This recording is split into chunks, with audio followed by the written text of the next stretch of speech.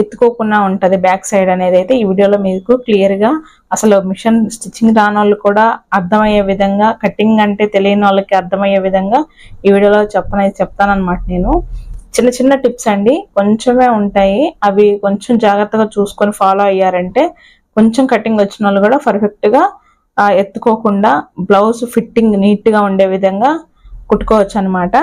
పోతే ఖర్చు, బ్లౌజ్ కి సైడ్ పెట్టుకునేటువంటి ఖర్చు ఉంటది కదా, ఇక్కడ నడుము దగ్గర నుంచి వచ్చే సైడ్ ఖర్చు ఉంటది కదా, ఆ ఖర్చు కూడా కొంతమందికి కింద నడుము దగ్గర జారినట్టుగా కనిపిస్తూ ఉంటది.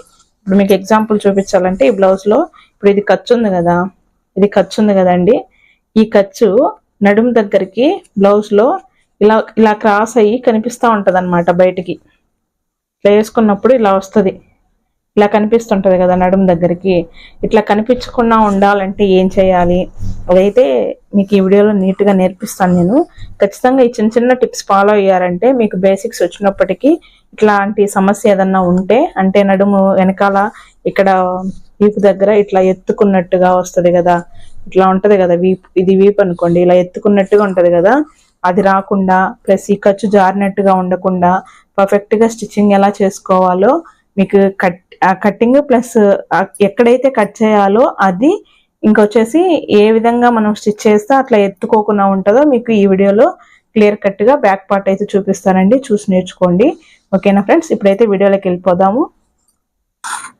ఇప్పుడు మీరు చూస్తున్నారు కదా, ఇదైతే బ్యాక్ పార్ట్ అండి. బ్యాక్ పార్ట్ నేను లైనింగ్ కి జాయిన్ చేసుకొని మెయిన్ ఫ్యాబ్రిక్ ని జాయిన్ చేసుకున్న తర్వాత టక్స్ కూడా వేసేసాను. వేసిన తర్వాత నాకు ఒక అమ్మాయి అడిగింది కాల్ చేసి, సో వెంటనే ఇదేదో వీడియోలో చెప్తే మీకు కూడా ఉపయోగపడుతుంది కదా అని చెప్పేసి వీడియో అయితే చేస్తున్నాను అనమాట.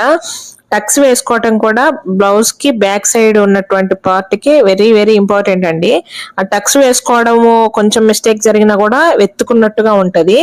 1/2 ఇంచ్ ఖచ్చితంగా అయితే టక్స్ వేసుకోవాలన్నమాట బ్యాక్ సైడ్.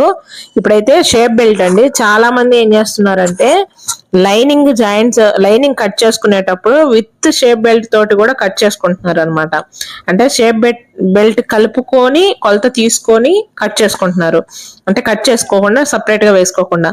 అట్లా కాకుండా షేప్ బెల్ట్ వరకు కట్ చేసుకొని నడుము దగ్గర వేసుకున్నటువంటి షేప్ బెల్ట్ వరకు కట్ చేసుకొని ఈ షేప్ బెల్ట్ ని మళ్ళీ మనం జాయిన్ చేసుకున్నట్టయితే లైనింగ్ పార్ట్ ని చాలా నీట్ గా అయితే ఉంటదండి. ఇదిగోండి ఇట్లా పీస్ తీసుకోవాలి, సపరేట్ గా బారుగా పీస్ తీసుకోవాలన్నమాట. నడుము సైజ్ ఎంత అయితే ఉందో విత్ ఖర్చుతోటి కలిపి పీస్ తీసుకొని ఒకవైపు ఫోల్డ్ చేసేసుకొని స్టిచ్ చేసుకోవాలి.